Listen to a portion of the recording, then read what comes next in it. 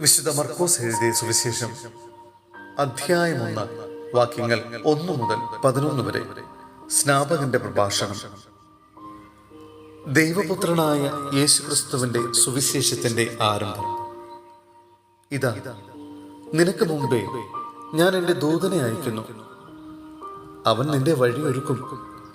മരുഭൂമിയിൽ വിളിച്ചു പറയുന്നവന്റെ ശബ്ദം, കർത്താവിന്റെ വഴി ഒരുക്കുവിൻ, അവന്റെ പാത നേരെയാക്കുവിനെന്ന് യെശയ്യാ പ്രവാചകന്റെ ഗ്രന്ഥത്തിൽ എഴുതപ്പെട്ടിരിക്കുന്നത് പോലെ പാപമോചനത്തിനുള്ള അനുതാപത്തിന്റെ ജ്ഞാനസ്നാനം പ്രസംഗിച്ചുകൊണ്ട് സ്നാപക യോഹന്നാൻ മരുഭൂമിയിൽ പ്രത്യക്ഷപ്പെട്ടു.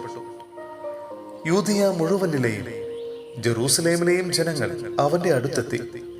അവർ പാപങ്ങൾ ഏറ്റുപറഞ്ഞ് ജോർദാൻ നദിയിൽ വെച്ച് സ്നാനം സ്വീകരിച്ചു. യോഹന്നാൻ ഒട്ടകരോമം കൊണ്ടുള്ള വസ്ത്രം ധരിച്ചിരുന്നു. അരയിൽ തോൽപ്പട്ട ചുറ്റിയിരുന്നു. വെട്ടുകിളിയും കാട്ടുതേനുമായിരുന്നു അവന്റെ ഭക്ഷണം.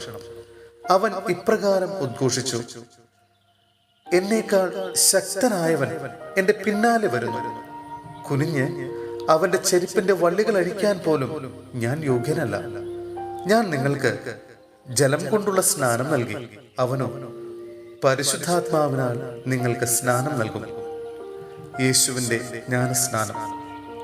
അന്നൊരിക്കൽ യേശു ഗലീലയിലെ നസ്രത്തിൽ നിന്ന് വന്ന് ജോർദാനിൽ വച്ച് യോഹന്നാനിൽ നിന്ന് സ്നാനം സ്വീകരിച്ചു.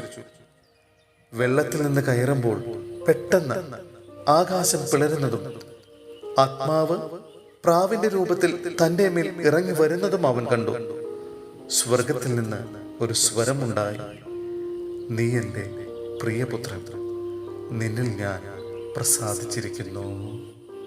സഹോദരരെ, വിശുദ്ധ പൗലോസ്ലീഹ തിമോത്തിയോസിന് എഴുതിയ 2-ാം ലേഖനം അധ്യായം 1 വാക്യങ്ങൾ 6 മുതൽ 10 വരെ. വിശ്വസ്തനായിരിക്കുക.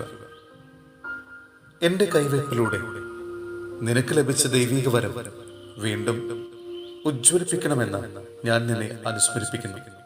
എന്തെന്നാൽ ഭീരുത്വത്തിന്റെ ആത്മാവിനെയല്ല ദൈവം നമുക്ക് നൽകിയത്, ശക്തിയുടെയും സ്നേഹത്തിന്റെയും ആത്മനിയന്ത്രണത്തിന്റെയും ആത്മാവിനെയാണ്.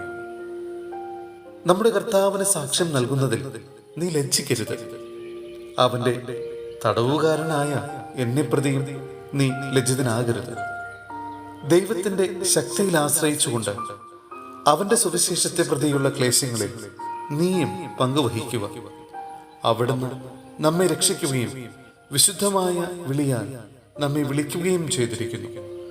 അത് നമ്മുടെ പ്രവർത്തികളുടെ ഫലമായിട്ടല്ല, അവിടുത്തെ സ്വന്തം ഉദ്ദേശത്തെ മുൻനിർത്തിയും യുഗങ്ങൾക്ക് മുമ്പ് യേശുക്രിസ്തുവിൽ നമുക്ക് നൽകിയ കൃപാവരമനുസരിച്ചുമാണ്. ഈ കൃപാവരം നമ്മുടെ രക്ഷകനായ യേശുക്രിസ്തുവിന്റെ ആഗമനത്തിൽ നമുക്ക് പ്രത്യക്ഷീഭവിച്ചിരിക്കുന്നു.